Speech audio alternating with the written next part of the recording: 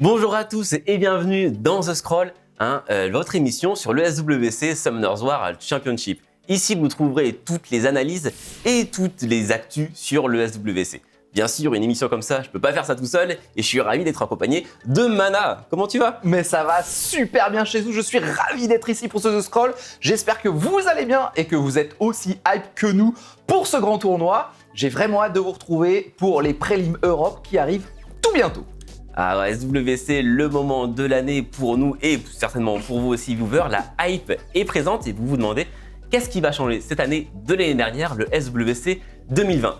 Alors, cette année, on a du coup, pareil, 3 coupes, une coupe Amérique avec 2 joueurs qualifiés, 2 joueurs qualifiés aussi d'une coupe Europe, 3 joueurs d'une coupe Asie-Pacifique et 1 joueur de la coupe de Chine qui s'affronteront plus tard dans une finale mondiale. Alors ça, c'est pour la structure chez vous, mais pour les combats, comment ça se passe? C'est tout simple, c'est un format SWC classique, pick, ban et pré-ban. Comme d'habitude, les joueurs auront 2 chances pour se qualifier, une par le winner bracket et une seconde par le loser bracket. Cette année, petite particularité à partir des régionales, c'est que tous les combats se feront en BO5 pour finalement limiter la RNG et puis nous donner à nous aussi l'occasion d'avoir des combats plus longs et finalement pour un cash prize à la fin de $210 000 chez vous. Ça va faire plaisir de voir ça. Ça va faire très plaisir, ça va en faire des packs. Ça va faire des gens qui seront hypés à l'infini parce que quand tu es en phase finale et qu'il y a quand même un $100 000, ça motive.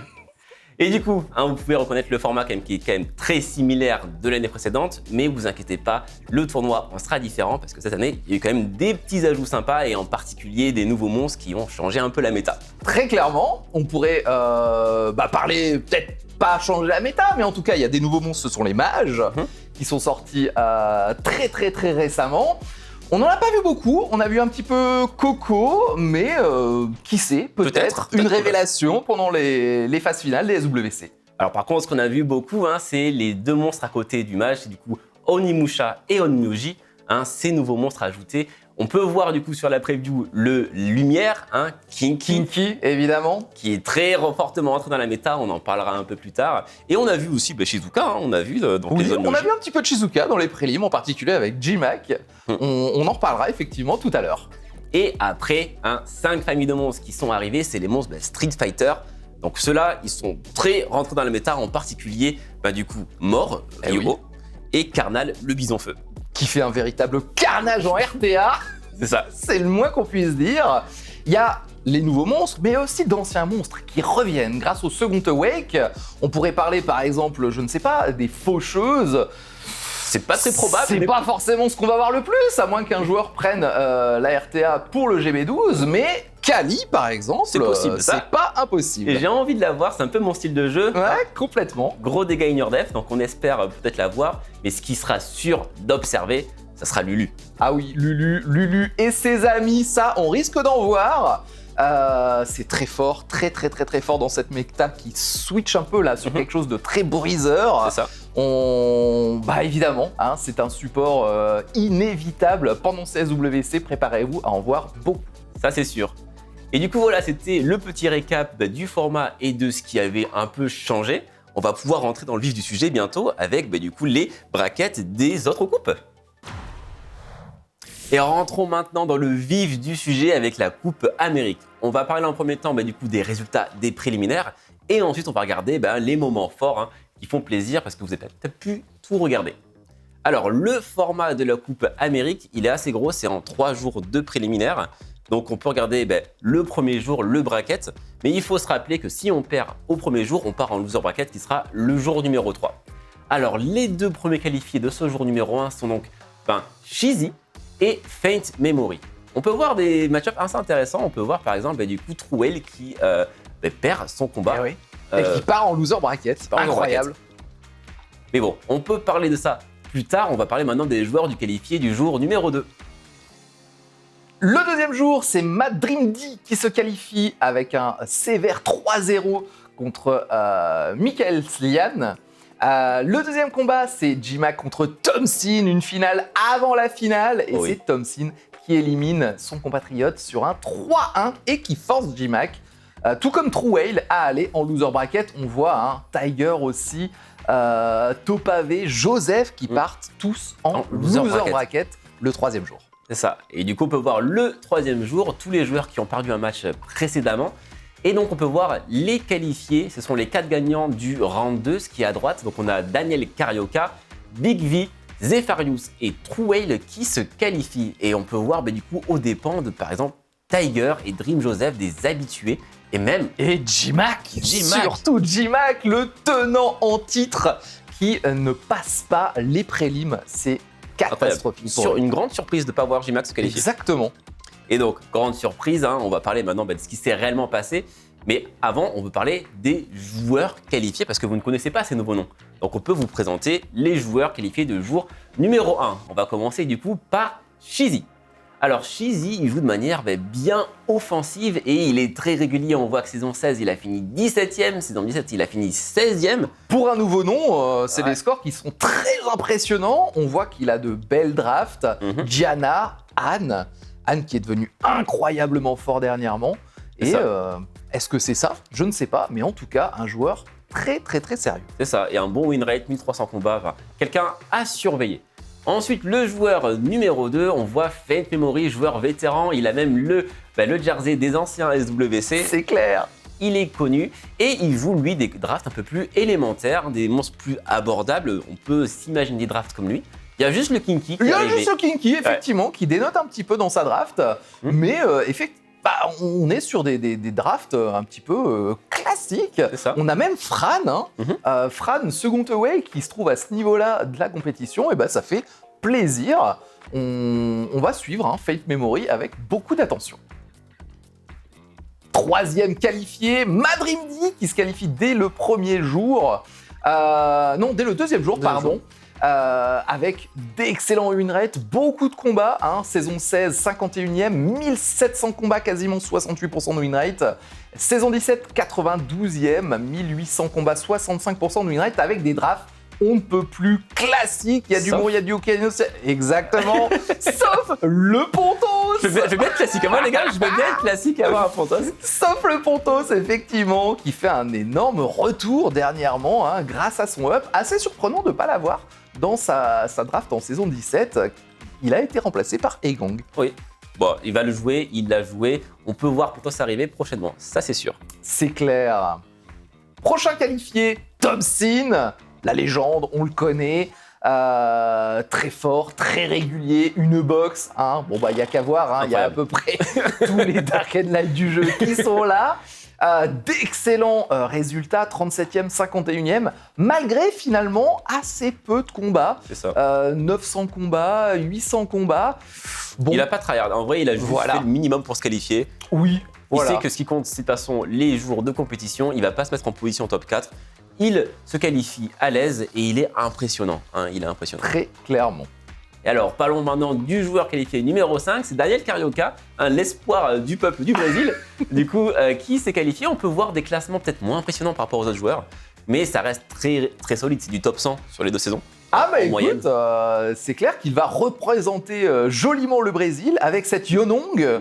On espère que ça lui permettra d'aller le plus loin possible. On retrouve encore Etna en saison 16, qui finalement est toujours là. C'est ça, grosse speed de base, elle va performer, on attend beaucoup de lui. Alors, joueur suivant, on peut parler maintenant de Big V, mon petit poulain de la Coupe Amérique. On en parlera plus tard dans un highlight.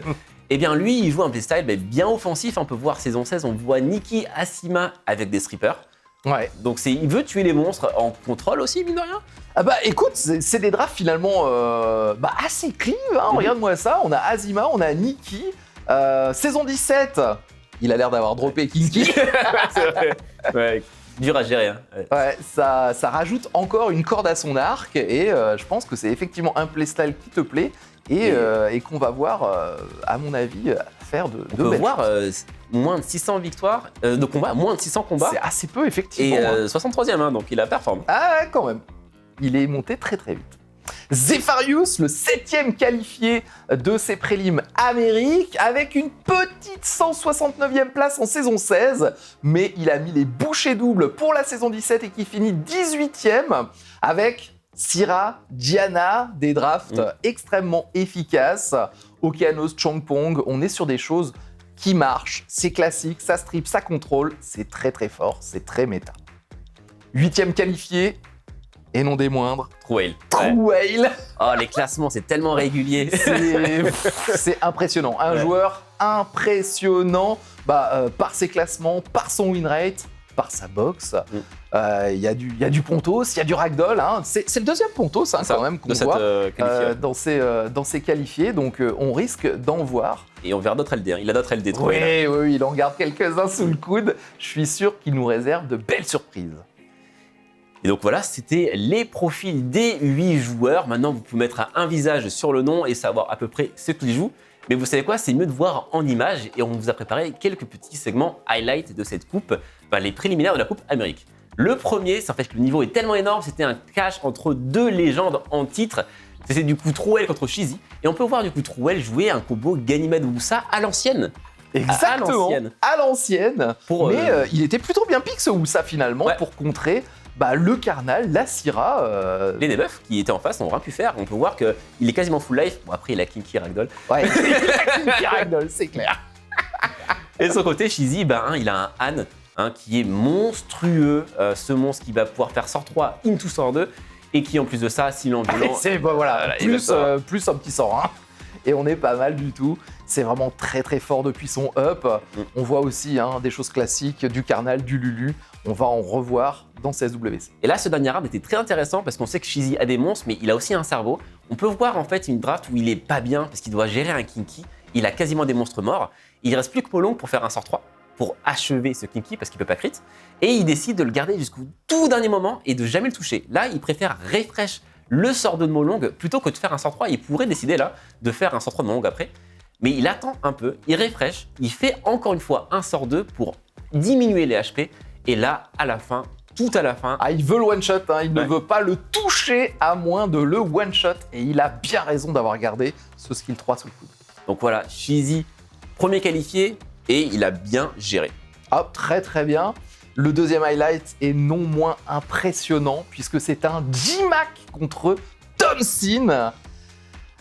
Des joueurs bien connus des SWC. Et là, on a un J-Mac qui nous joue une Shizuka Chloé. Shizuka, assez peu représentée malgré la puissance. Elle va remettre tous les buffs, tous les debuffs qui ont été lancés précédemment. Regardez ça!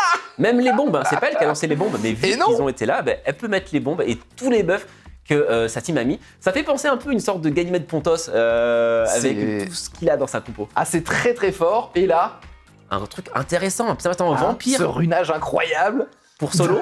Mais ça va être en vampire. Pourquoi il tue pas Diana à ce moment-là? Là, c'est le misplay. C'est le misplay qui fait très très mal quand on sait que J-Mac ne sera pas au SWC. On se dit que c'est dommage. Peut-être que tout s'est joué là, je ne sais pas. Je pense qu'il voulait viser le kill Neftis pour pas avoir d'anti-heal. Exactement. Vu qu'il est en vampire. Mais terrible. Double miscrit. Et dernier round, du coup, on a un Thompson qui sait s'adapter. Exactement. Il a perdu contre Shizuka Chloé, et là, il a tout prévu pour gérer les bombes du Blue Shen. C'est cette Lulu qui va venir enterrer les espoirs de J-Mac. Là, il a peut-être un peu eu de chance avec la résiste de la bombe sur Lulu, mais même, je pense qu'il s'en serait sorti parce que Lulu, il suffit qu'elle prenne un tour en vrai. Exactement. Et elle fait un 103. Voilà. Et il n'y avait pas beaucoup de dégâts chez J-Mac. Et peut-être que les bombes n'allaient pas tuer maintenant les autres. Peut-être qu'il perdait un tour, mais dans tous les cas, dès que tu lui fais un sort 3, elle remet assez de PV pour remettre bien tout le monde. Et en plus de ça, le cleanse, l'immunité, s'il n'y avait pas de debuff, donc très fort.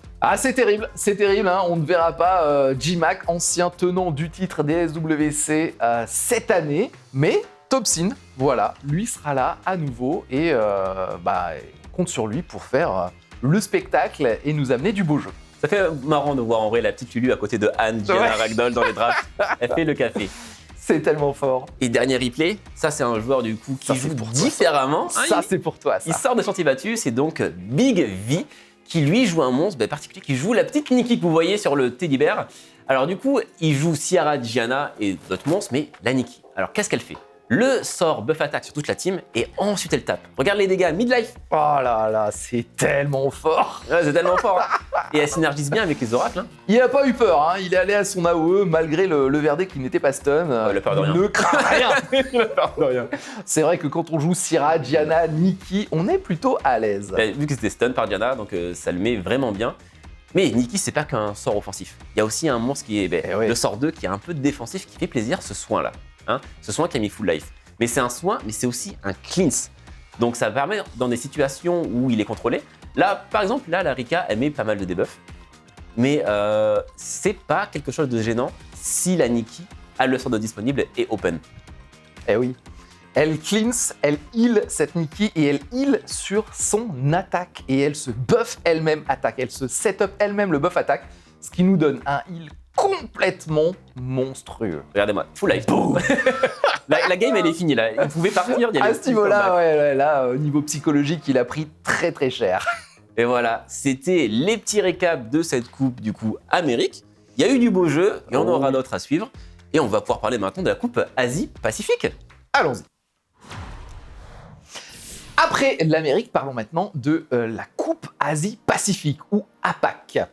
Cette coupe, elle est partagée en 4 groupes. Le groupe A, la Corée, le groupe B, l'Asie du Sud-Est et l'Océanie, le groupe C, qui sont les autres pays d'Asie, et le groupe D, le Japon.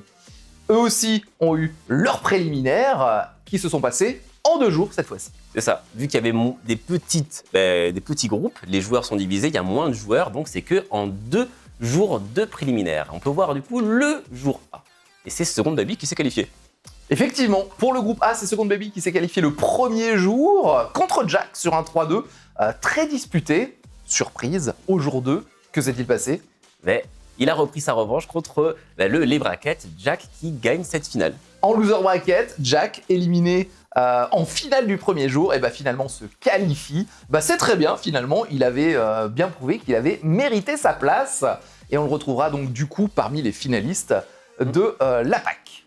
Et c'est marrant de voir des noms comme Charmy, ancien qualifié de la coupe finale mondiale, ne pas se qualifier, partir du coup dans les préliminaires. Donc c'est des joueurs que vous ne connaissez pas trop en vrai. Hein. On peut parler du coup maintenant des profils des joueurs et de Second Baby en particulier en premier. Du coup, saison 16, 3e. Donc ça impose vraiment sur ton profil. Oui, 3e saison 16. C'est des joueurs très sérieux, même si on les connaît peut-être un petit peu moins. C'est ça. On voit qu'il a une sacrée box. Hein. Ah oui, Anne, Diana, non pas Anne, excuse-moi, Ragdoll, Diana, Neftis, et après du coup les unités contrôle méta. Hein, on voit de ça maintenant, on voit chez Wukong. Donc à surveiller Second Baby, mais c'est pas le seul, hein, parce que du coup son adversaire, Jack, 98e en saison 16, 17e en saison 17. Toujours cette Diana, assez incroyable comme on la retrouve, j'ai pas envie de dire systématiquement, mais en tout cas très souvent dans les drafts de ces joueurs. Qualifié, hein. Ouais, très polyvalent, elle fait le contrôle, les dégâts, elle fait tout. Mais on peut voir en dernier pick, il y avait la Lulu. Le petit Lulu, effectivement, Lulu et ses amis, très pique. Pendant ces préliminaires, je pense que si vous faites un petit peu de RTA, vous avez tendance à en croiser régulièrement. Oui, parce que finalement, c'est un monstre que tout le monde a.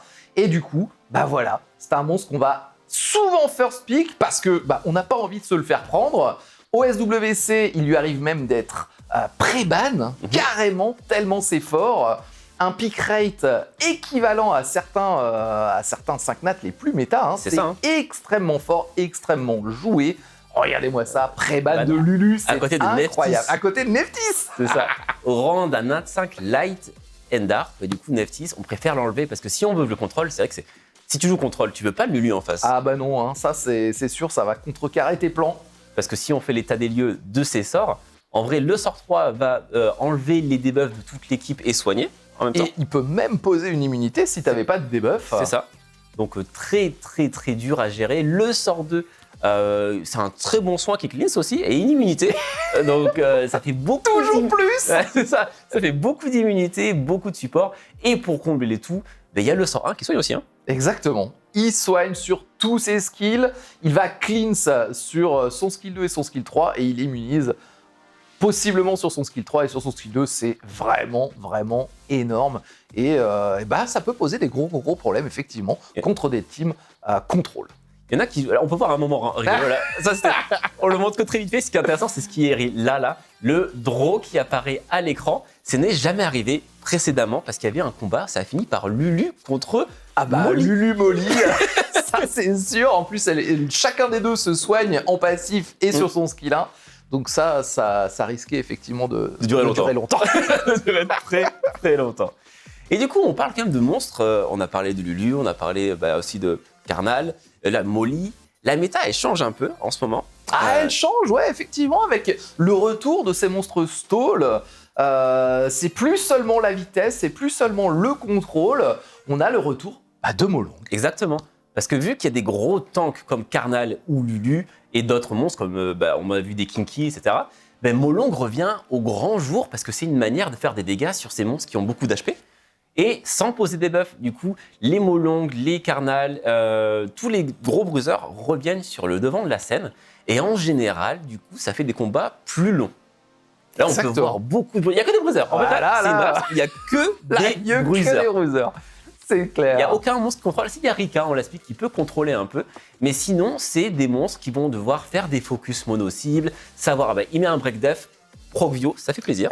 Peut-être, voilà, effectivement, ça va faire des combats plus longs.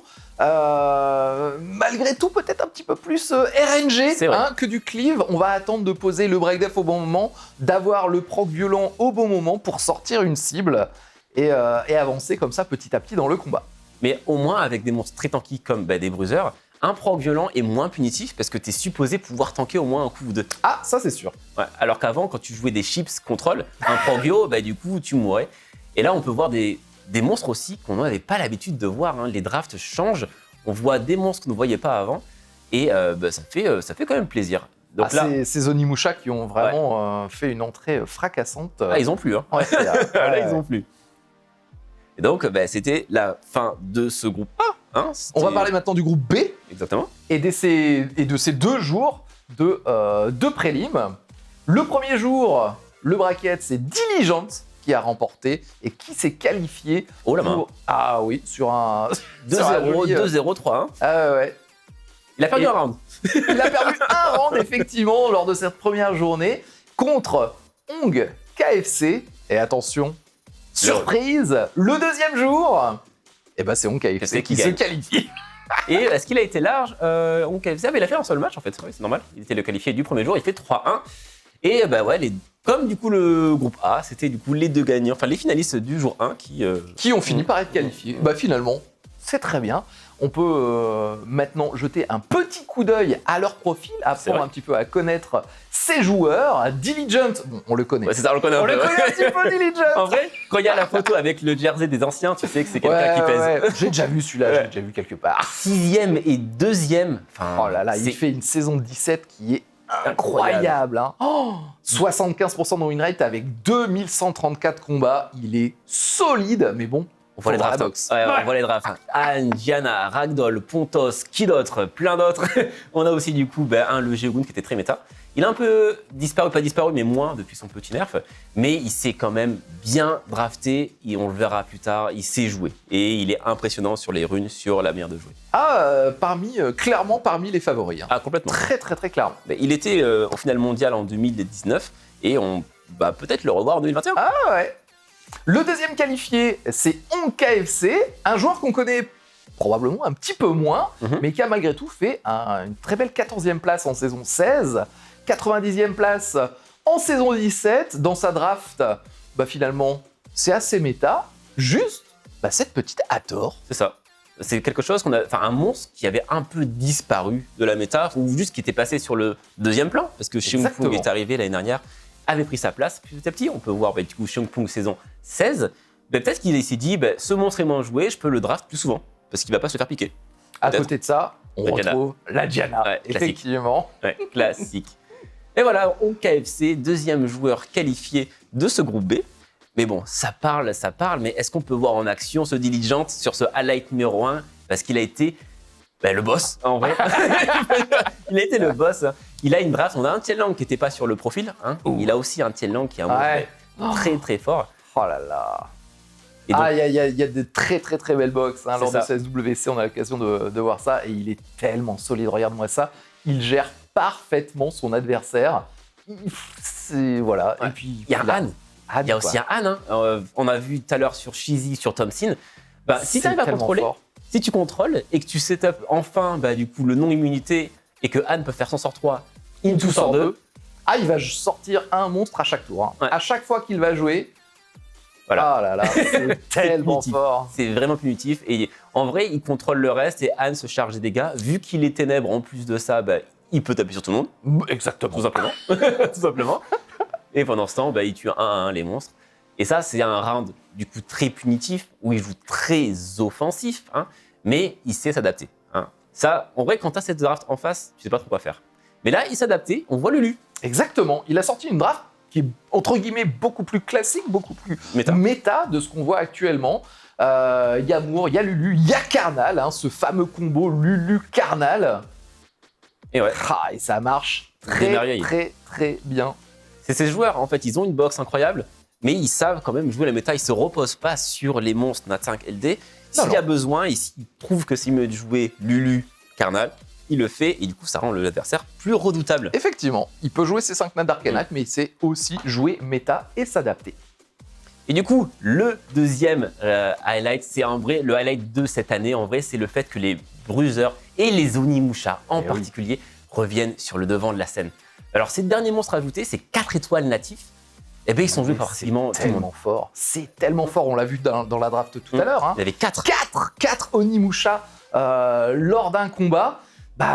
Ouais, parce que ça a du breakdeath sur le skill 1, ça a des nouvelles mécaniques, ça crit pas, et donc ça counter d'une certaine façon ce ragdoll. C'est vraiment extrêmement fort. Ils tapent fort, hein. Ils ont des bons dégâts, ils sont très tanky. Et le fait qu'ils n'aient pas besoin de crit, ça fait qu'ils peuvent taper l'élément opposé aussi et faire des dégâts sympas, même en glancing. Ah ouais. Donc c'est plus sympa.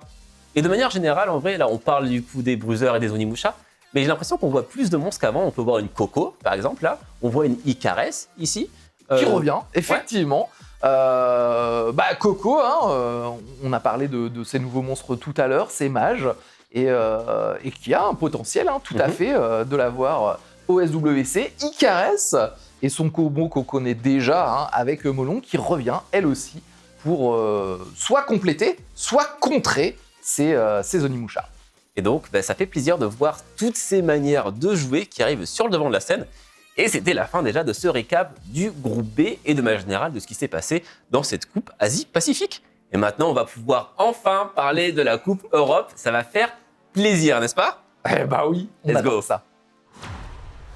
Parlons maintenant de l'Europe et de ses préliminaires qui auront lieu ce week-end. Un format en 3 jours, 2 jours de qualification et 1 jour de loser bracket chez eux. Même format que la Coupe d'Amérique, parce qu'il y a beaucoup de joueurs qui sont du coup en une seule poule, pas comme en fait du coup A, B, C, D en Asie-Pacifique. Et donc, sur ces 3 jours, on peut regarder le jour 1, les match-ups en fait. Qu'est-ce qu'on va avoir? On peut voir des noms qu'on connaît. Alors, on peut voir Seishizo directement contre Lancelot, un nouveau. Donc, ça fait plaisir. Exactement. Il y a des nouveaux noms, il y a des anciens noms, des vétérans, mais il y a aussi surtout beaucoup de francophones, puisqu'on voit directement le match de Pinkroid contre Sapine. Et ça fait plaisir. Vraiment hâte de les soutenir. Ça va pas être facile pour lui, parce que Pinkroid est vraiment dur à chercher. Très solide, ouais. Mais on compte sur lui, on lui souhaite le bonheur du monde. Et après le match numéro 3, on a du coup 2 nouveaux joueurs dans ce SWC. On a du coup, on va l'appeler... 2 nouveaux noms, pas facile à prononcer. C'est vrai. Alors le Jeanne, on va dire, et Dat Abj. Désolé si j'ai massacré les pseudos. Et après, on voit du coup 2... c'est déjà la finale. C'est déjà la finale. Vili Piti contre Rosite dans ce 4e match. Un match incroyable dès le premier jour des préliminaires. C'était en effet la finale de la Coupe d'Europe de l'année dernière. Ça va être incroyable chez eux. Et du coup, le jour 2, qu'est-ce qu'on peut observer? On voit Ismo, ancien qualifié de la Coupe d'Europe 2020, contre Dracul, nouveau joueur. J'ai fait une blague de la dernière prise que je ne referai pas. Mais non, je la fais, allez, c'est vraiment cool. Et le match numéro 2, Guts The Berserk contre l'Hiver. Exactement, Guts, c'est pareil, on connaît, on les voit jouer en stream, on a très envie de voir ce que ça va donner dans ces préliminaires contre l'Hivert. Le 3e match, c'est Obabo contre Smokes. Obabo, encore un vétéran. C'est ça. Même s'il n'a pas fait les premiers SWC, il s'est instauré sur la scène de la RTA en tant que streamer régulier et très très gros joueur, donc à surveiller. Et après le dernier match, tu as dit le mot-clé vétéran, ça décrit le mieux Shen. Exactement. Qui peut être plus vétéran que Shen, qui a participé tout simplement à tous les SWC depuis le début. Impressionnant. Bah, on compte sur lui hein, pour se qualifier et pour la gagner cette fois-ci. Et donc là, on a vu une liste de joueurs comparée à la Coupe Amérique où il y avait principalement des joueurs qu'on connaissait. Oui. Là, j'ai l'impression qu'il y a plus de joueurs qui sont nouveaux pour le public. Ça va permettre du coup de voir peut-être des nouveaux styles de jeu. Exactement. Et par contre, d'un autre côté, on a des gros vétérans. Hein. On a vu Shen, on a vu Berosit aussi, qui a été du coup champion et vice-champion d'Europe. Hein, donc c'est à surveiller. Hein, on a vu Pinkroid qui était dans le tournoi légende de la RTA. Donc c'est des joueurs vraiment compétents et qu'il va falloir surveiller. Et soutenir. Et pour ça, on compte sur vous. Les prélims Europe auront lieu dès ce week-end, samedi, dimanche à 14h, les 2 premières journées. Et le 3e jour, le Loser Bracket qui aura lieu le 21 août à 14h. Et pendant ce temps, ça ne s'arrête pas pour les autres coupes. Hein. La coupe Asie-Pacifique est toujours en cours. Il y reste le groupe C et le groupe D qui auront lieu les 14 et 15, 21 et 22 à 7h du matin. Pour les plus motivés, live d'entre nous. Nous, on va dormir, on va se reposer pour le casting et on est excité comme jamais. Hein, c'est clair, on a vraiment hâte que ça commence maintenant, de rentrer dans le vif du sujet, de commenter les matchs, mais de soutenir aussi un petit peu nos amis francophones qui participent. Donc, c'est déjà la fin de cet épisode. Hein, mine de rien, on a couvert tout ce qu'on avait à couvrir. On se retrouve samedi. Pour le cast, effectivement, de ces préliminaires Europe. Allez, à bientôt. Ciao.